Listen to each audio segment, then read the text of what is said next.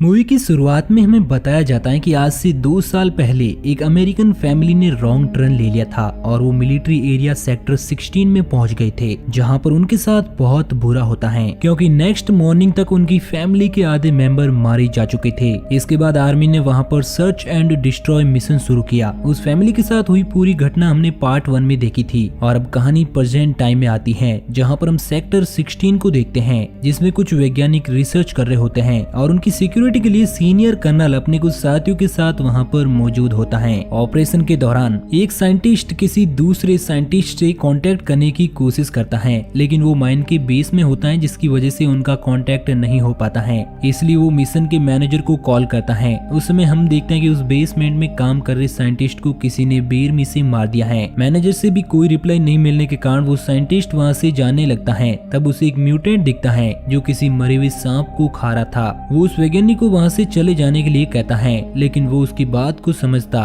तब तक वहाँ पर एक दूसरा म्यूटेंट आता है जो उसे मार देता है। उसके चिल्लाने की आवाज कर्नल सुन लेता है और वो उसे बचाने के लिए आता है, लेकिन उसे भी एक म्यूटेंट रोड से चीरकर पहाड़ी से नीचे फेंक देता है। इसके बाद हम कुछ मिलिट्री सोल्जर्स को देखते हैं जो कि अपनी ट्रेनिंग को पूरा करने के बाद अपने बेसमेंट की ओर जा रहे होते हैं, लेकिन बीच रास्ते में उनको सेक्टर 16 से होकर गुजरना होगा क्योंकि उन्हें वहाँ पर कुछ सामान सप्लाई करने का ऑर्डर मिला हुआ है।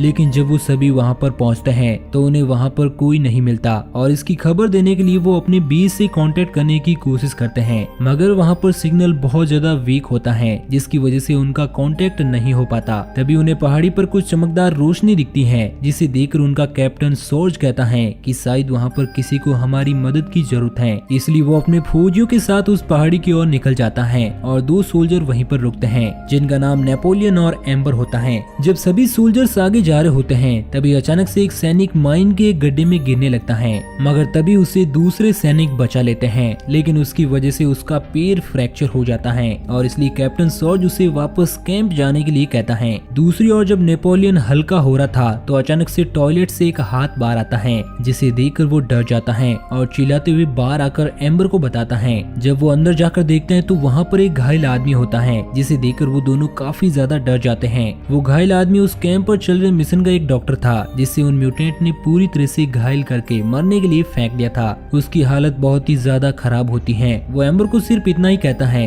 कि वो यहाँ पर है और इसी के साथ वो मर जाता है। इस अधूरी बात को सुनकर वो काफी ज्यादा डर जाते हैं। तभी वो देखते हैं कि उनके ट्रक में किसी ने आग लगा दी है, इसलिए वो दोनों डरकर अपनी गन्स को लाने के लिए दौड़ते हैं, मगर उनकी गन्स और सारे हथियार वहाँ से गायब होते हैं। इन सब के बाद एम्बर डिसाइड करती है कि वो बाकी सोल्जर्स के पास उस पहाड़ी पर जाएगी, मगर नेपोलियन वहाँ पर जाने से इनकार कर देता है। इसलिए एम्बर अकेले ही निकल जाती है, लेकिन तभी पीछे से एक म्यूटेंट आकर उसे पकड़ लेता है। उसके चिल्लाने की आवाज सुनकर नेपोलियन उसकी हेल्प के लिए दौड़ता है। एम्बर उस म्यूटेंट से अभी तक लड़ रही होती है, इसलिए वो म्यूटेंट अब उसे मारने की कोशिश करता है, लेकिन तभी पीछे से एक गोली उसके कंधे पर लगती है, जिसकी वजह से वो पास ही में बने होल में भाग जाता है। गोली चलाने वाला वही सैनिक होता है जिसका पैर फ्रैक्चर हो चुका था। वो नीचे आ ही रहा होता है कि तभी वो म्यूटेंट एक दूसरे होल से उसे अंदर खींचने लगता है। एम्बर उसके हाथ को पकड़ लेती है। तभी वहाँ पर नेपोलियन भी आ जाता है। वो दोनों मिलकर उसे बाहर निकालने की कोशिश करते हैं, मगर वो ऐसा नहीं कर पाते और म्यूटेंट उसे अंदर की ओर खींचकर मार डालता है। दूसरी ओर उन सभी सोल्जर्स को एक दूसरे मरे हुए डॉक्टर की बॉडी मिलती है, जिसे देखकर वो सभी अलर्ट हो जाते हैं और सॉर्ज उन सभी को फायरिंग करने की इजाजत दे देता है। तभी पीछे से एक म्यूटेंट एक सोल्जर्स पर अटैक कर देता है, जिसकी वजह से वहाँ पर गोलियां चलनी शुरू हो जाती है और उस समय गलती से कैप्टन सॉर्ज उन गोलियों के आगे आ जाता है, जिसकी वजह से उसे भी गोलियां लग जाती हैं। टीम मेंबर उसे बचाने के लिए उसके पास जाते हैं,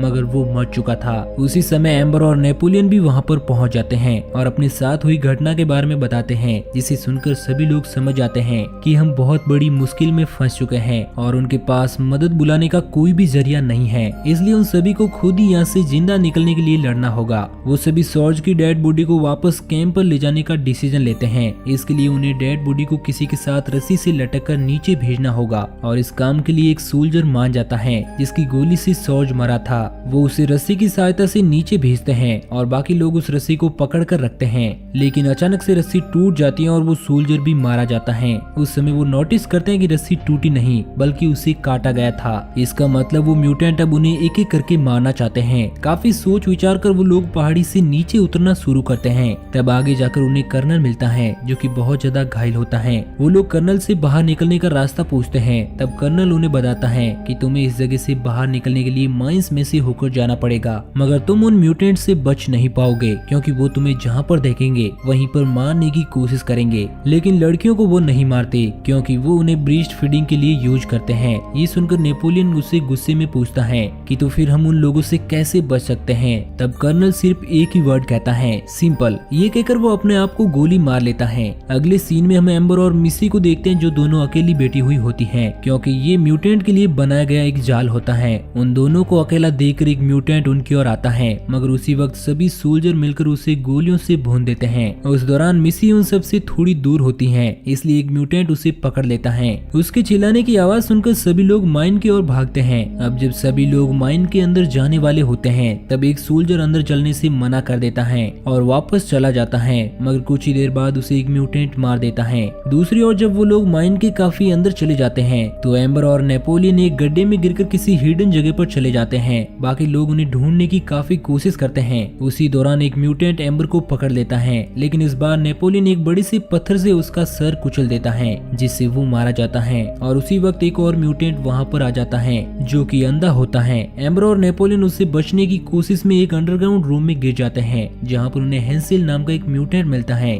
जिसे हमने फिल्म की शुरुआत में देखा था। असल में वो एक अच्छा म्यूटेंट होता है जो कि लोगों को मारने के बजाय उनकी हेल्प करता है और इसी वजह से वो उन दोनों को वहाँ पर छिपा लेता है। दूसरी ओर जब दो सोल्जर नीचे आते हैं तो वो अंधा म्यूटेंट फायरिंग शुरू कर देता है जिसमें उन दोनों को गोलियां लगती हैं, मगर किसी तरह वो उस अंधे म्यूटेंट को मारने में कामयाब हो जाते हैं। उन दोनों को देखकर नेपोलियन उन्हें भी अपने पास बुला लेता है। बाद में उन चारों को लेकर हेंसिल बाहर जाने के रास्ते की ओर निकल पड़ता है। आगे जाने पर उन्हें बहुत सारी डेड बॉडीज और कटे हुए बॉडी पार्ट्स मिलते हैं जिनमें उनके साथियों की डेड बॉडीज भी होती हैं। उसी दौरान उनका एक सैनिक अचानक से मर जाता है, इसलिए वो उसकी डेड बॉडी को लेकर आगे निकल जाते हैं। कुछ दूर आगे जाकर उन सब में बहस छिड़ जाती है क्योंकि एम्बर और नेपोलियन मिसी को वहाँ पर छोड़कर नहीं जाने वाले थे, मगर एक सेल्फिश सोल्जर होता है जो किसी की परवाह नहीं करता है। एम्बर और नेपोलियन मिसी को ढूंढने के लिए वापस चले जाते हैं। उस वक्त उस सोल्जर को एक डायनामाइट का बॉक्स मिलता है जिसे देखकर वो उन्हें अपने साथ लेने के बारे में सोचता है, मगर असल में वो एक जाल होता है क्योंकि जैसे ही वो आगे जाता है